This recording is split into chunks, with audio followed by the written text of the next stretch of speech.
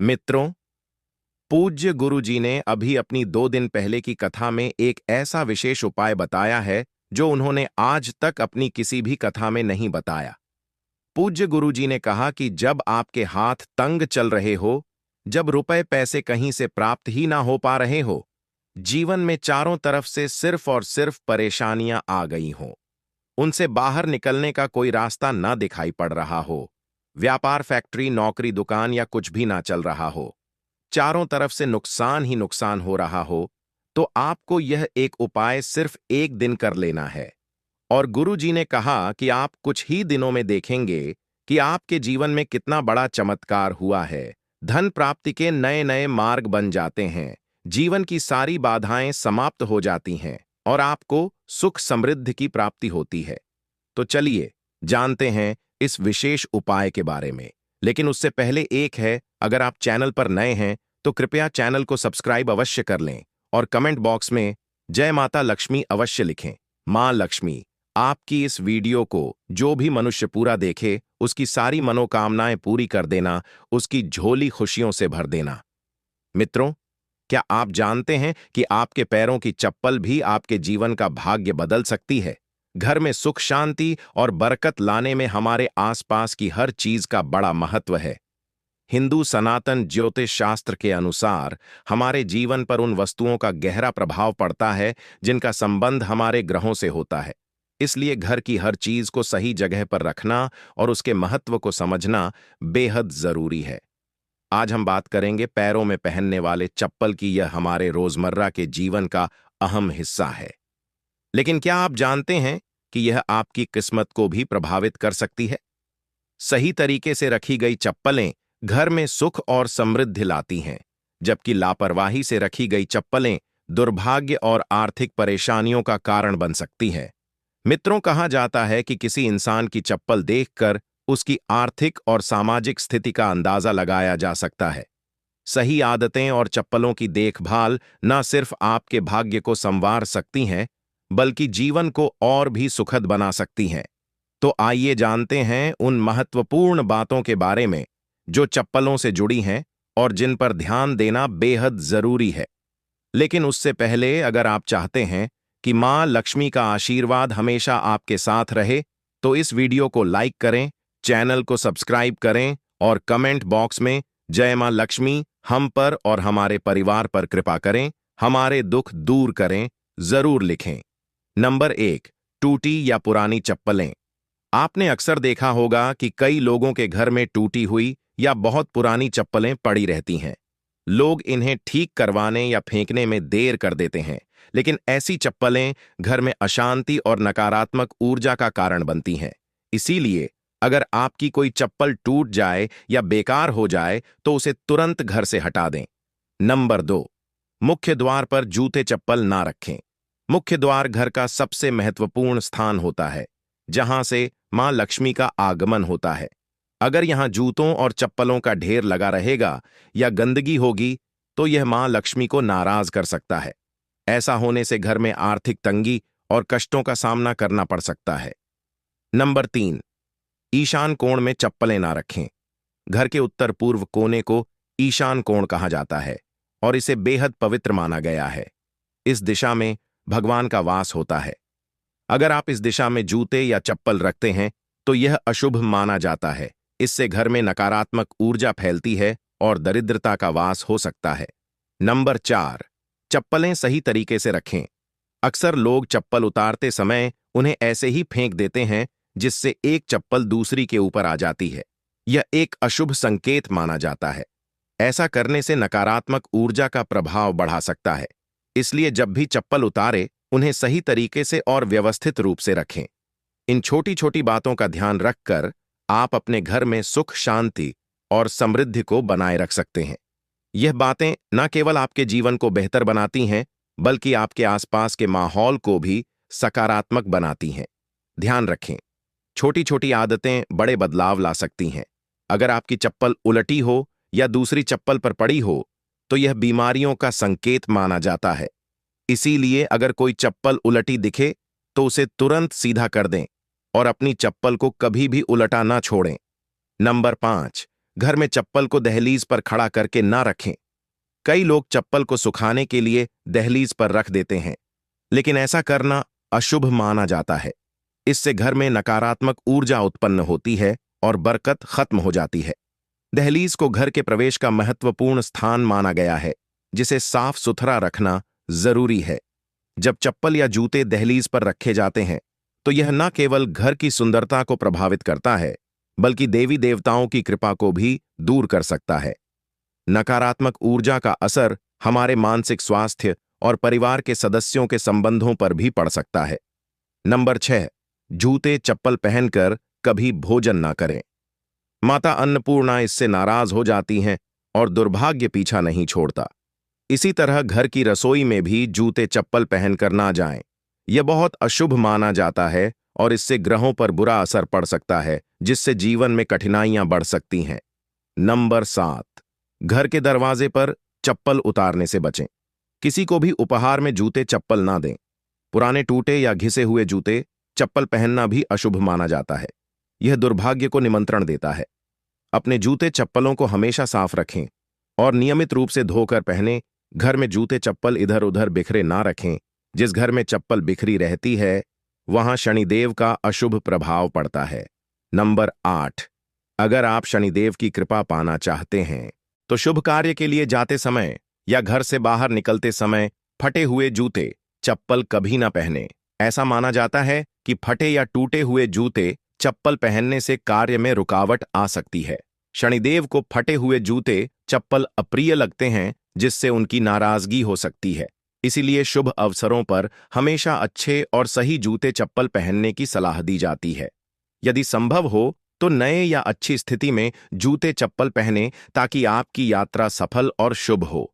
इसके अलावा अगर आप किसी विशेष स्थान पर जा रहे हैं जहां अच्छे कपड़े पहनने की जरूरत है, तो जूते चप्पल भी आपके पहनावे का एक महत्वपूर्ण हिस्सा है। नंबर 9, शनिवार के दिन जूते चप्पलों का दान करना शुभ माना जाता है।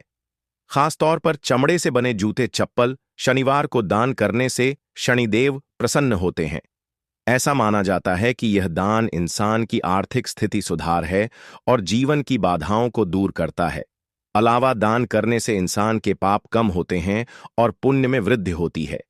यह न केवल मानसिक शांति देता है, बल्कि संतोष और आत्मिक प्रसन्नता भी प्रदान करता है। नंबर 10, घर में फटे पुराने जूते चप्पल रखने से बचे। पुराने और अनुपयोगी जूते चप्पल घर में रखने से नकारात्मक ऊर्जा फैलती है। इसका असर यह होता है कि घर में कोई ना कोई बीमार रहता है और गरीबी का वास बना रहता है।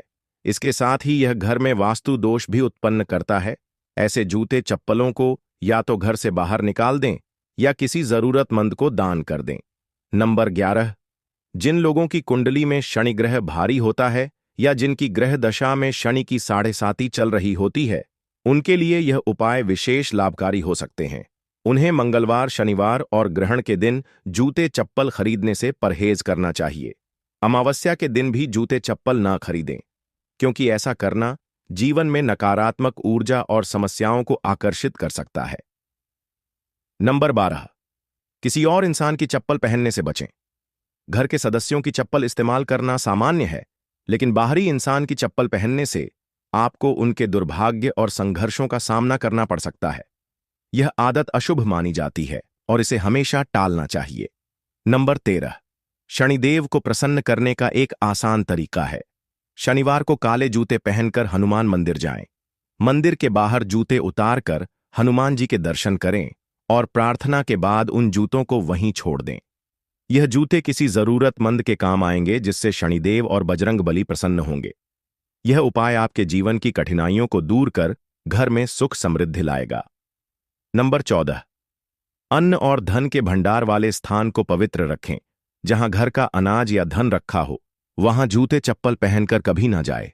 ऐसा करना अशुभ माना जाता है और इससे धन हानि या अन्य की बर्बादी हो सकती है। इन स्थानों को साफ सुथरा और जूते चप्पल रहित रखना बेहद जरूरी है। नंबर 15, पुराने और अनुपयोगी जूतों का उपाय। शनिवार के दिन अपने किसी पुराने या अनुपयोगी जूते पहनकर किसी चौराहे पर जाएं। वहां जूते उतारकर प्रार्थना करें कि आपकी धन संबंधी सभी समस्याएं इन जूतों के साथ समाप्त हो जाएं। प्रार्थना के बाद उन जूतों को वहीं छोड़कर घर लौट आए। यह उपाय आपके घर में बरकत और आर्थिक समृद्धि लाने में सहायक हो सकता है। आपके अन्न और धन के भंडार हमेशा भरे रहेंगे। मित्रों, घर के मंदिर में जो एक लोटा जल रखा जाता है, उसका क्या करें? घर के मंदिर का लोटा कैसा हो, पीतल का हो, तांबे का हो, और घर के मंदिर में जो एक लोटा जल रखा होता है, उस जल का हम क्या करें? कुछ लोग करते हैं गलती और बाद में पछताते हैं। ऐसी गलती आप कभी मत करना, नहीं तो कंगाल हो जाओगे, बर्बाद हो जाओगे। घर के मंदिर में एक लोटा जल ऐसे कभी मत रखना। साथ ही जानिए दीपक घर में कौन से पदार्थ का रखना चाहिए? तांबे का, लोहे का, पीतल का कांच से, या फिर स्टील का कांच का, या फिर माटी का? कुछ लोग घर में रखते हैं गलत दीपक और घर हो जाता है बर्बाद। इस पदार्थ का दीपक तो हम भी नहीं रखते। और जानिए, दीपक की लौ कच्चे कलावे से बनाए या रुई से या फिर सूती हाथ में बंधने वाले कलावे से कुछ लोग करते हैं। भयंकर गलती लग जाता है। पितृ दोष, शनि दोष, काल सर्प दोष, मंगल दोष, भयंकर से भयंकर गरीबी का दोष भी लग जाता है। मित्रों, कुछ लोग यहां पर ऐसे भी होंगे जो इस वीडियो को बीच में ही छोड़ देंगे। अगर इस वीडियो को आपको छोड़ना ही है तो अभी छोड़ देना, परंतु लक्ष्मी जी मां का अपमान मत करना वीडियो को अधूरा छोड़कर। इसलिए आपको घर के मुख्य द्वार पर जल कैसे छिड़कना है, इस कार्य विधि को पूरा ही देखें। आधा अधूरा देखने से समझ लेना आप मां लक्ष्मी का अपमान कर रहे हैं। मित्रों, बहुत समय से आप लोगों के प्रश्न आ रहे हैं कि मुख्य द्वार पर जल छिड़कने का सही समय क्या होता है और सही विधि क्या होती है। किस समय हमें जल छिड़कना चाहिए और क्या मुख्य द्वार पर जल छिड़कने के लिए स्नान करना आवश्यक है या बिना स्नान किए भी मुख्य द्वार पर जल का छिड़काव किया जा सकता है? झाड़ू लगाने से पहले या फिर झाड़ू लगाने के बाद जल छिड़कना चाहिए? और एक और प्रश्न आया है कि क्या पीरियड्स में हम अपने घर के मुख्य द्वार पर जल का छिड़काव कर सकते हैं या मुख्य द्वार पर दीपक दान कर सकते हैं? और जल से ही जुड़ा हुआ एक और प्रश्न है आपका कि घर के मंदिर में जो प्रतिदिन हम एक लोटा जल रखते हैं, उस जल का हमें क्या करना चाहिए, किस प्रकार प्रयोग करना चाहिए? क्या हम उसे खाने में प्रयोग कर सकते हैं या फिर हम किसी पौधे में डाल सकते हैं? उस जल का उपयोग किस प्रकार से होना चाहिए? और कुछ लोगों का कहना यह है कि जब हम मुख्य द्वार पर जल छिड़क हैं तो घर के अंदर की तरफ से जल छिड़क या घर के बाहर की तरफ से जल का छिड़काव करें। इसके बारे में कई लोग शंका में हैं। आज यह शंका भी दूर हो जाएगी और मुख्य द्वार पर जल छिड़कने से संबंधित आपका अगला प्रश्न है कि कई ऐसे लोग हैं जो कि फ्लैट में रहते हैं। कुछ ऐसे लोग हैं जो किराए के मकान में रहते हैं, एक ही कमरे में रहते हैं। तो उन्हें अपने घर पर मुख्य द्वार पर दीपदान किस प्रकार से करना चाहिए, जल कहाँ छिड़कना चाहिए? मतलब वह इस जगह को मुख्य द्वार मानकर वहां पर मुख्य द्वार से जुड़े हुए उपाय करें। तो आज की वीडियो पूरी तरह से आपके प्रश्नों पर ही आधारित है। मुख्य द्वार पर जल छिड़कने का सही समय क्या होता है और सही विधि क्या होती है?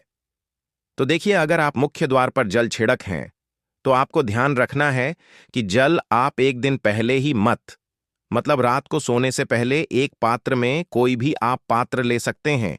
जैसे कि आप एक तांबे का भी पात्र ले सकते हैं। तांबे का ना हो तो आप पीतल का ले सकते हैं, स्टील का ले सकते हैं, चांदी का ले सकते हैं। जो भी पात्र आपके पास उपलब्ध हो, एक लोटे में थोड़ा सा गंगा जल डाल दीजिए और उसके ऊपर शुद्ध जल भर दीजिए। और हां, गंगा जल ना हो तो भी परेशान होने की आवश्यकता नहीं है। सिर्फ शुद्ध जल से भी आप पात्र को भर सकते हैं और उस जल से भरे पात्र को अपने घर की रसोई में रख दीजिए। अब जैसे कि आप अगले दिन सुबह उठकर इस जल का छिड़काव अपने घर के मुख्य द्वार पर करेंगे। अब बहुत से मित्रों के प्रश्न आए हैं कि क्या हम स्नान से पहले यह जल छिड़क सकते हैं या फिर स्नान करना आवश्यक है?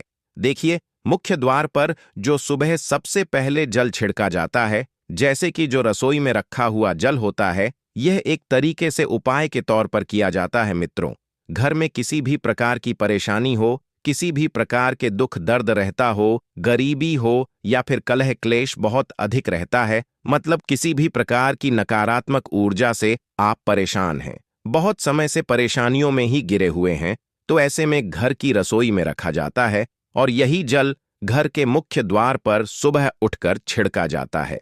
इस जल के छिड़काव से आपके घर की कोई भी परेशानी हो, बहुत शीघ्र समाप्त हो जाती है। इस उपाय को करने से आपके घर में सुख समृद्धि भी आती है, कला क्लेश से भी मुक्ति मिलती है, बीमारियों से भी मुक्ति मिलती है। मतलब देखिए, किसी भी प्रकार की मानसिक परेशानी हो, शारीरिक परेशानी हो, आर्थिक तंगी हो, या आपके घर में कोई वास्तु दोष हो, किसी भी प्रकार का ग्रह दोष हो, जैसे कि कई बार ऐसा होता है कि कई लोगों के ऊपर कई प्रकार के बुरे ग्रह दोषों का प्रभाव होता है, जिसकी वजह से घर में परेशानियां हमेशा बनी रहती हैं।